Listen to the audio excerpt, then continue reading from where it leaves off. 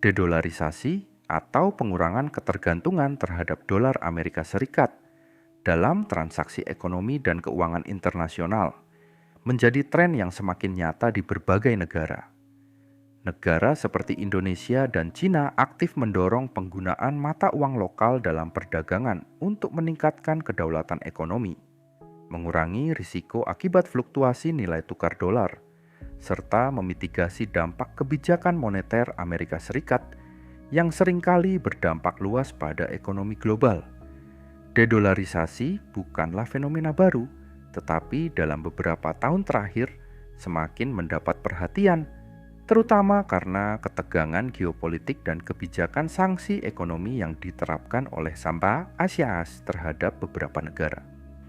Ketergantungan global terhadap dolar seringkali menyebabkan negara-negara rentan terhadap perubahan kebijakan moneter datal alias, seperti kenaikan suku bunga yang memperkuat dolar dan meningkatkan beban utang negara berkembang yang memiliki pinjaman dalam mata uang tersebut. Oleh karena itu, banyak negara mulai mencari alternatif untuk memperkuat stabilitas ekonomi mereka. Indonesia menjadi salah satu negara yang aktif dalam upaya ini dengan memperkenalkan skema Local Currency Settlement (LCS) yang memungkinkan transaksi perdagangan bilateral dilakukan dalam mata uang lokal seperti rupiah dan yuan tanpa harus melalui dolar ASTIS. Dengan skema ini, Indonesia telah menjalin kerja sama dengan beberapa negara, termasuk Cina, Jepang, Malaysia, dan Thailand. Inisiatif ini bertujuan untuk mengurangi ketergantungan pada dolar, memperkuat stabilitas nilai tukar, serta mengurangi biaya transaksi yang sering kali meningkat akibat fluktuasi dolar. Selain itu, Bank Indonesia juga mulai meningkatkan porsi mata uang non-dolar dalam cadangan devisanya, terutama yuan Cina dan euro. Cina sebagai ekonomi terbesar kedua di dunia mengambil peran yang lebih agresif dalam dedolarisasi. Negara ini secara aktif mendorong penggunaan yuan dalam perdagangan internasional, terutama melalui Project Belt and Road Initiative (BRI) yang melibatkan banyak negara berkembang. Selain itu, Cina telah membangun sistem pembayaran lintas batas, Cross Border Interbank Payment System (CIPS), yang berfungsi sebagai alternatif terhadap SWIFT, sistem pembayaran global yang didominasi oleh dolar dan sering digunakan sebagai alat sanksi oleh AS. Cina juga semakin banyak melakukan transaksi energi dalam yuan, termasuk dalam pembelian minyak dari negara-negara seperti Rusia, Iran, dan Arab Saudi. Dedolarisasi memiliki dampak besar terhadap perekonomian global. Salah satu dampak positifnya adalah diversifikasi sistem keuangan internasional yang dapat menciptakan stabilitas ekonomi yang lebih seimbang.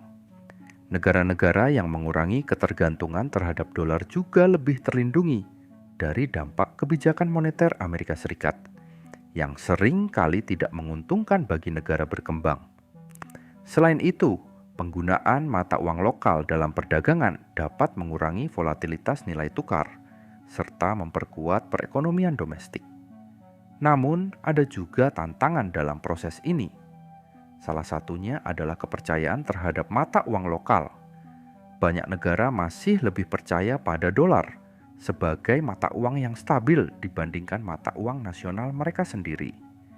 Selain itu, infrastruktur keuangan global masih didominasi oleh dolar, sehingga transisi menuju sistem yang lebih beragam memerlukan waktu dan upaya yang besar. Dominasi pasar keuangan Amerika Serikat juga menjadi kendala, karena banyak investor global masih menjadikan dolar sebagai aset safe haven, terutama dalam situasi ketidakpastian ekonomi. Dedolarisasi menjadi tren yang semakin berkembang di berbagai negara, termasuk Indonesia dan Cina, sebagai respons terhadap ketergantungan yang berlebihan pada dolar ASEAN. Langkah ini bertujuan untuk meningkatkan kedaulatan ekonomi, mengurangi risiko fluktuasi nilai tukar, serta menghindari dampak kebijakan moneter dan sanksi ekonomi yang diterapkan oleh AES. Indonesia telah mengambil inisiatif melalui skema Local Currency Settlement (LCS) yang memungkinkan perdagangan bilateral menggunakan mata uang lokal Sementara Cina secara agresif mendorong penggunaan yuan dalam perdagangan internasional dan membangun sistem pembayaran alternatif untuk mengurangi dominasi dolar. Upaya ini menunjukkan perubahan bertahap dalam sistem keuangan global, di mana lebih banyak mata uang mulai memainkan peran signifikan dalam transaksi internasional. Meskipun dedolarisasi memiliki manfaat, seperti diversifikasi sistem keuangan global dan stabilitas ekonomi yang lebih seimbang, tantangan besar masih menghadang.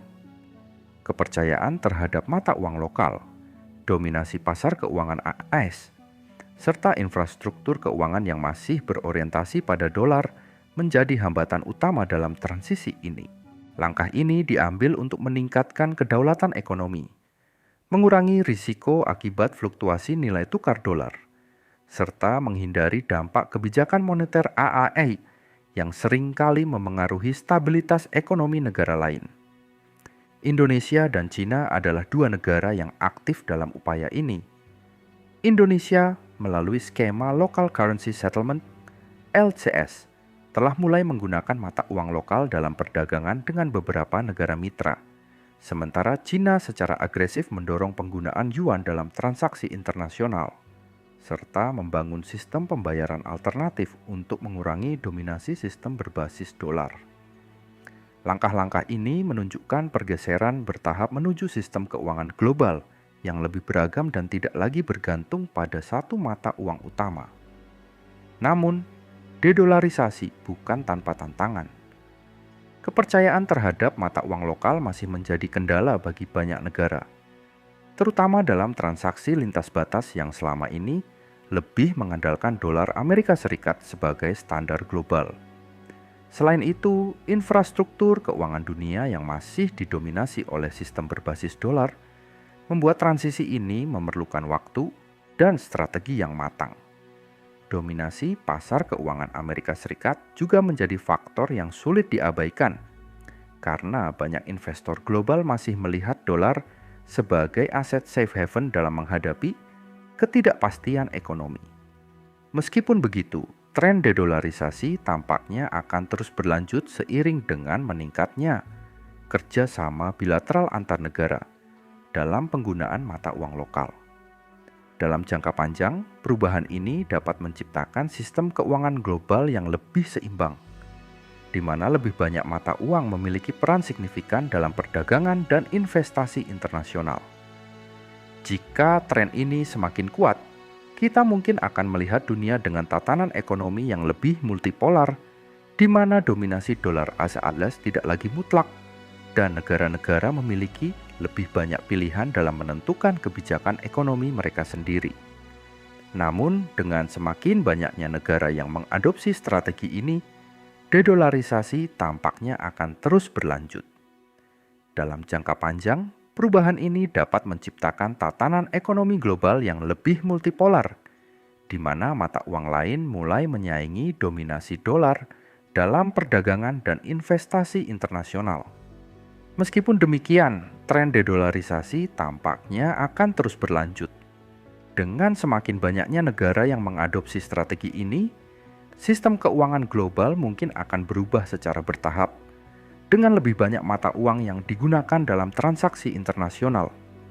Indonesia dan Cina sebagai dua negara dengan ekonomi yang berkembang pesat akan terus memainkan peran penting dalam mendorong penggunaan mata uang lokal dan mengurangi ketergantungan terhadap dolar AS di masa depan. Terima kasih telah menonton video ini.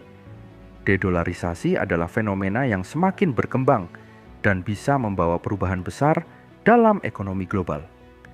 Indonesia dan Cina telah mengambil langkah-langkah nyata untuk mengurangi ketergantungan terhadap dolar Amerika Serikat, dan tren ini kemungkinan akan terus berlanjut di masa depan. Bagaimana menurut kalian? Apakah dedolarisasi akan membuat sistem keuangan dunia lebih stabil atau justru memicu tantangan baru? Tulis pendapat kalian di kolom komentar.